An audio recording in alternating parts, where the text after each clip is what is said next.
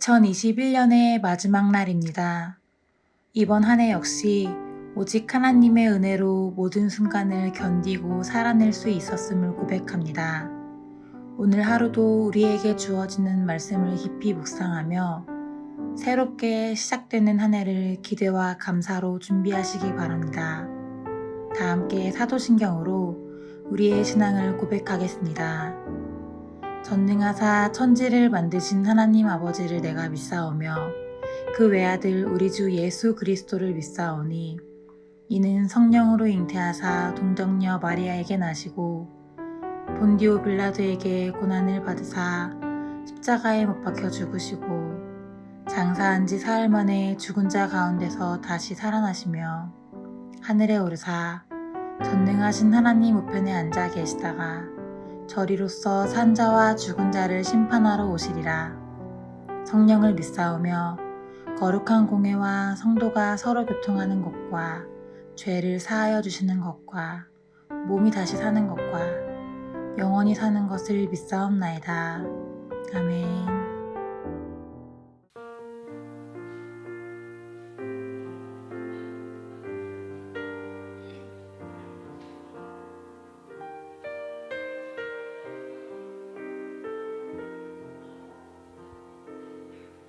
고달픈 삶의 은혜도 무뎌지고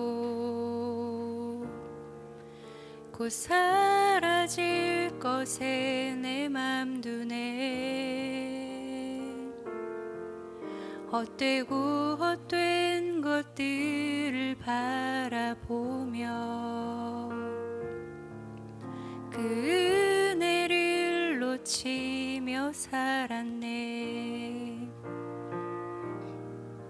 주어진 삶을 묵묵히 살아가며 날 붙드신 주 예수를 보내.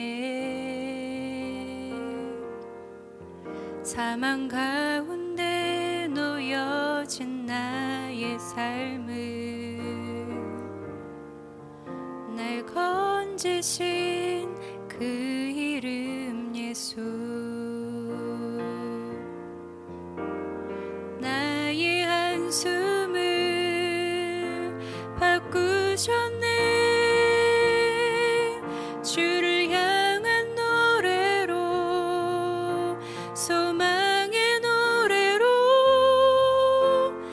나의 눈물을 거두신 주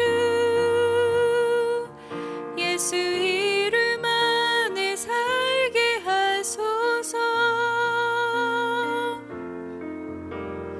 나의 한숨을 바꾸셨네. 주를 향한 노래로, 소망의 노래로 나의 눈물을 거두신 주 예수 이름 안에 살게 하소서.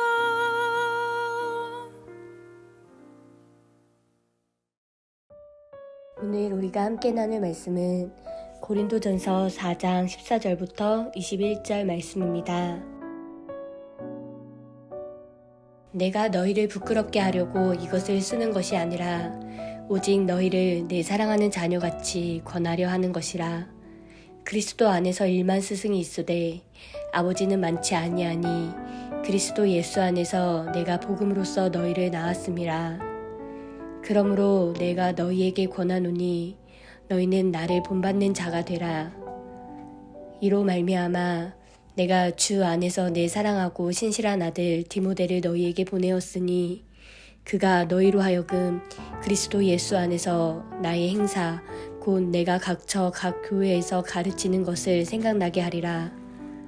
어떤 이들은 내가 너희에게 나아가지 아니할 것 같이 스스로 교만하여졌으나 주께서 허락하시면 내가 너희에게 속히 나아가서 교만한 자들의 말이 아니라 오직 그 능력을 알아보겠으니 하나님의 나라는 말에 있지 아니하고 오직 능력에 있음이라. 너희가 무엇을 원하느냐 내가 매를 가지고 너희에게 나아가랴. 사랑과 온유한 마음으로 나아가랴. 아멘. 반갑습니다. 오늘 고린도전서 4장 14절부터 21절을 중심으로 성도라는 주제의 말씀을 함께 나누겠습니다. 바울이 고린도 교회에게 전한 하나님의 말씀은 너무나 분명했습니다. 이 땅에 속한 것들을 자랑하지 말고 오직 하나님을 자랑하라는 것이었습니다. 그러면서 어제 본문에 와서는 하나님이 우리를 끄트머리에 두셨지만 그것을 통해서도 하나님 나라를 이루시는 하나님의 완전하심에 대해서 말했습니다. 동시에 성도의 삶이라고 하는 건 하나님이 끄트머리에 두신 것 같은 그런 삶이다, 이렇게 말했죠. 그 후에 바울은 4장을 마무리하면서 고린도 교회 성도들에게 너희가 나를 본받기를 원한다, 이렇게 말합니다. 14절입니다. 내가 너희를 부끄럽게 하려고 이것을 쓰는 것이 아니라 오직 너희를 내 사랑하는 자녀같이 권하려 하는 것이라. 그리스도 안에서 1만 스승이 있으되 아버지는 많지 아니하니 그리스도 예수 안에서 내가 복음으로써 너희를 낳았음이라. 그러므로 내가 너희에게 권하노니 너희는 나를 본받는 자가 되라. 언뜻 보면 어떻게 방금 전까지 사도들을 자랑하지도 말라고 말했던 바울이 갑자기 태도를 바꿔서 나를 본받으라, 이렇게 말할 수 있는지 그게 조금 이상하게 보일 정도입니다. 그런데 이 본문은 그런 내용이 아닙니다. 자, 바울이 고린도 교회 성도들에게 바울 자신을 본받으라고 할 때 무엇을, 어떤 부분을 본받으라고 한 걸까요? 이제까지 바울이 말했던 그대로입니다. 자기 자신을 찌꺼기로 인식하는 것, 끄트머리의 선자라고 스스로 생각하는 것, 이 땅에 속한 또 다른 자랑거리를 찾는 게 아니라 오직 하나님만 유일한 자랑이시고 유일한 소망이신 것을 알고 믿는 것, 그거를 본받으라는 겁니다. 그런데 그것을 설명하기 위해서 아주 중요한 표현을 합니다. 그리스도 안에서 1만 스승이 있지만 아버지는 많지 않다, 바로 그 표현입니다. 어차피 스승도 그리스도 안에 있는 스승이라고 말했기 때문에 바울은 지금 스승을 아버지에 비해 비하하려는 건 아닙니다. 바울이 말하는 스승과 아버지의 차이는 단지 누구에게 배웠냐, 누가 잘 가르쳤냐, 이런 문제가 아니고 복음을 누구에게 처음 제대로 들었고 제대로 처음 이해했는가, 이것을 질문하고 있는 겁니다. 그래서 바울 서신을 보면 그 처음 복음을 알게 되고 듣게 된 그 순간에 대해 굉장히 중요하게 여깁니다.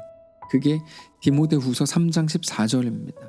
그러나 너는 배우고 확신한 일에 거하라. 너는 너가 누구에게서 배운 것을 알며, 이렇게 말하는데 처음 복음을 누구에게 제대로 배웠는가, 바울은 이것을 굉장히 중요하게 여깁니다.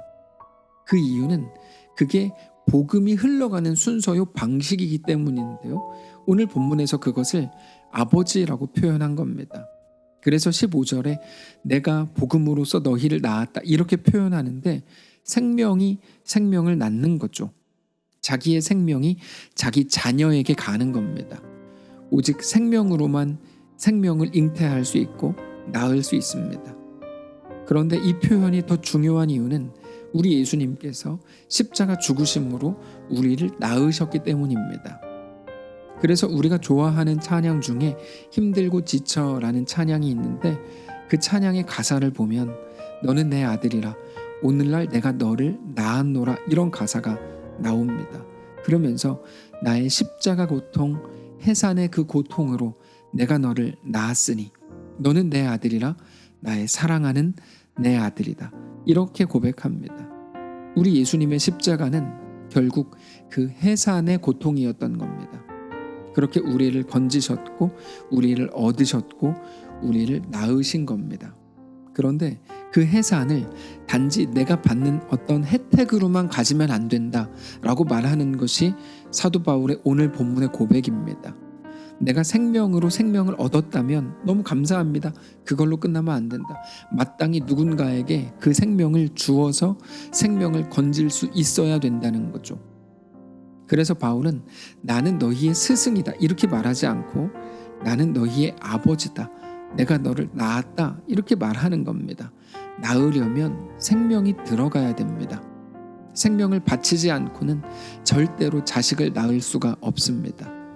예수님의 생명을 먹고 태어난, 그렇게 자라난 바울은 자기의 생명을 쏟아서 고린도 교회 성도들을 살리고 그들에게 전해지게 했다는 겁니다. 그래서 결국에 오늘 누군가는 우리의 생명을 기다리고 있다고 하는 것이 성경의 증언인 겁니다. 하나님의 이름으로 우리의 생명을 요구하고 있는 거죠. 우리가 성도로 이 땅을 살아간다는 게 어떤 의미일까요? 그거는 우리의 생명을 내어놓는다는 의미라는 것을 알아야 합니다. 성도라는 이름에 담긴 의미입니다. 우리는 죽는 거를 제일 싫어합니다. 조금만 억울해도 견디지 못합니다. 내가 억울하게 되는 그 상황을 미리 차단합니다. 그렇게 세력을 형성해서라도 억울하고 싶지 않습니다. 그러나 우리는 성도가 누구인지를 알아야 합니다. 성도가 누구입니까? 성도는 예수님의 피로, 예수님의 생명으로 살게 된 존재입니다. 그렇게 얻게 된 생명은 예수님에게서 시작해서 우리에게 왔고, 그러나 우리에게 머물게 하면 안 됩니다. 반드시 우리는 생명의 통로가 되어서 예수 그리스도의 생명이 흘러가게 해야 합니다. 바울이 오늘 그거를 이야기하고 있는 겁니다. 자, 그러면 생명이 흘러가게 하는 거, 그거 어떻게 하는 걸까요? 바울은 이어서 디모데를 소개하죠. 17절입니다. 이로 말미암아 내가 주 안에서 내 사랑하고 신실한 아들 디모데를 너희에게 보내었으니 그가 너희로 하여금 그리스도 예수 안에서 나의 행사 곧 내가 각처 각 교회에서 가르치는 것을 생각나게 하리라. 여러분, 디모데 역시 바울에게 배운 사람이었습니다. 그래서 바울은 디모데를 내 사랑하고 신실한 아들 디모데라고 소개합니다. 그런데 그런 디모데를 고린도 교회에 보냈다는 겁니다. 바울은 디모데를 2차 전도 여행 때 처음 만났습니다. 디모데는 우리가 잘 아는 것처럼 외할머니와 어머니의 신앙을 이어받은 신실한 청년이었습니다. 그런데 그때 바울을 만나서 복음에 대해 깊이 깨닫게 되죠. 그 후로는 바울을 따라다니면서 바울의 사역을 함께 돕습니다. 바울을 만나서 처음 복음을 들었다는 게 아니고 교회 잘 다니던 사람이었어요. 그러나 바울을 만나서 복음에 대해 진지하게 깊이 깨닫게 되죠. 그러다가 바울이 고린도 교회에 그 디모데를 보낸 겁니다. 고린도 교회는 어떤 교회죠? 역사적으로 가장 문제가 심각했던 교회라고 말씀을 드렸습니다. 그런 교회에 자기의 수족 같은 디모데를 보낸다는 것은 바울에게 있어서 정말이지 엄청난 결단이 있어야만 가능한 일이었을 겁니다.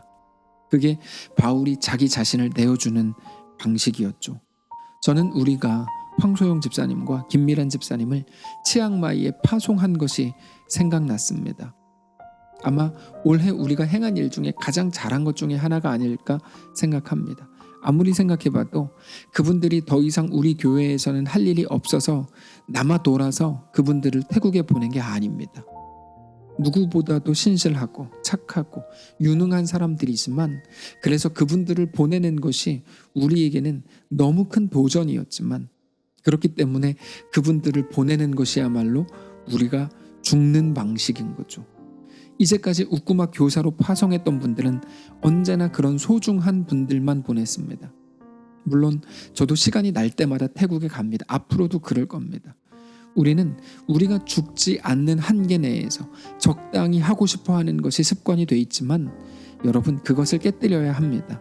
하나님은 언제나 우리가 죽는 방식으로 하나님의 일을 선택하기를 요구하시기 때문입니다. 그래야 우리가 살기 때문이죠. 그래서 바울은 그것에 대해서 이렇게 설명합니다. 20절입니다. 하나님의 나라는 말에 있지 아니하고 오직 능력에 있음이라. 말에 있지 않다는 것은 알겠습니다. 어렵지 않으니까요. 그런데 오직 능력이 있음이라. 그건 어떤 의미일까요? 능력에 있다는 것은 살아내는 능력을 말합니다. 이런 거죠. 야, 저 사람 봐라. 지금 죽으러 간다. 자기가 죽으러 가는 거 알면서도 저길로 간다. 야, 그게 복음의 능력입니다. 복음의 능력은 뭐라 그랬죠? 가는 거거든요. 걷는 거고요. 저 사람을 봐라. 거친 파도로 들어간다. 미친 거 아니냐? 넘실거리는 요단강에 발을 담근다. 하필이면 이때? 야, 딱 이 순간만 피하고 나면 되는데 왜 저렇게 하냐? 그게 능력이라는 거야. 걷는 능력. 그게 복음의 능력입니다. 그런데 하나님 나라는 어디에 있습니까? 내가 온 열방을 주께 드립니다. 그러면서 막 소리를 지르고 침 튀겨가면서 방언으로 기도하고 마치 온 세계를 하나님께 다 내어드릴 것처럼 했으면서도 자기 것은 아까워서 조금도 내어드리지 못하고 아무것도 못하는 그 말에 있지 않고 하나님의 나라는 오직 능력에 있다는 거죠. 사랑하는 성도 여러분, 하나님의 복음은 언제나 생명이 전해지는 방식으로 흘러간다는 것을 기억하십시오. 우리에게 그렇게 맡기신 겁니다. 그 길을 맡기신 거고 요구하신 겁니다. 그러므로 지혜 있는 척 세상에서 고난당하지 않고 죽지 않을 방법을 아는 것처럼 하지 마시고 오직 나를 하나님께 전부 내어드릴 작정을 하십시오. 맡은 자에게 구할 것은 다른 어떤 게 아니라 충성이라는 것을 우리가 이미 잘 알고 있습니다. 2021년이 오늘로 끝납니다. 오늘까지 잘 달려오셨습니다. 하나님께 우리의 삶을 온전히 내어드리셨습니까? 오늘이 2021년의 마지막 날인데 마지막이라는 말은 늘 많은 생각을 하게 하죠. 더 헌신할 걸, 더 내어드릴 걸, 더 열심히 해볼 걸. 그러나 성도 여러분, 이제 모든 복합적인 감정들을 잘 정리하시고 우리의 2021년을 그렇게 잘 마무리하시고 그러나 2022년에는 우리의 생명을 하나님께 하나님 나라에 완전히 내어드림으로 온전한 구원받은 자의 모습을 회복하는 복된 우리의 한 해가 되시기를 바랍니다. 기도하겠습니다. 살아계신 하나님 감사합니다. 우리의 생명과 생각과 마음과 미래와 비전과 우리 인생과 피를 주님께 드립니다. 하나님은 그 모든 것들 받기에 합당하신 분입니다. 주님을 찬양합니다. 내가 가진 모든 것으로 주께 드린다고 해도 아깝지 않을 뿐만 아니라 오히려 부족한 것을 매일같이 느낍니다. 우리를 얻기 위해 예수 그리스도의 생명을 내어주신 것을 우리가 너무 잘 알기 때문입니다. 하나님, 다만 우리와 함께 하셔서 하나님 나라가 우리 가운데 임하게 하시고 하나님 나라가 말에 있지 않고 오직 능력에 있음을 깨달아 우리의 모든 삶을 하나님께 그렇게 내어드리게 하시고 한 걸음 한 걸음 뚜벅뚜벅 넉넉히 그의 길을 걷는 사랑하는 모든 성도들 되게 하옵소서. 2021년 우리를 지키셨음에 감사합니다. 많은 성도들이 주께 온전히 나아가 헌신하게 하셨으니 감사합니다. 우리에게 새롭게 시작되는 2022년 한 해 동안, 아니 우리의 남겨진 일평생 동안 더욱더 주님을 사랑하고 주님 앞에 온전히 세워지는 모든 성도들 다 되도록 축복하시옵소서. 감사드리며 살아계신 예수님의 이름으로 기도합니다. 아멘. 사랑하는 성도 여러분, 하나님께서 오늘 하루를 우리에게 어김없이 또 허락하셨습니다.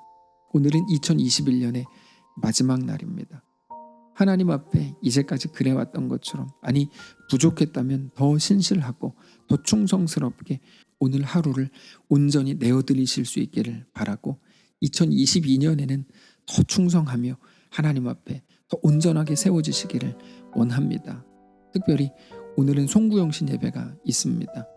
저도 정말 오랜만에 교회에 가서 많은 성도들을 만나고 또 영상으로 함께 예배하려고 하는데 하나님께서 허락하신 귀한 정리할 수 있는 시간을 우리에게 주셨으니 그 시간을 잘 활용하고 깊이 묵상하고 하나님 앞에 우리 삶을 또 내어드리고 다시금 결단하는 귀한 우리의 오늘의 마지막 그리고 새해를 여는 귀한 시간 되시기를 주님 이름으로 축복합니다.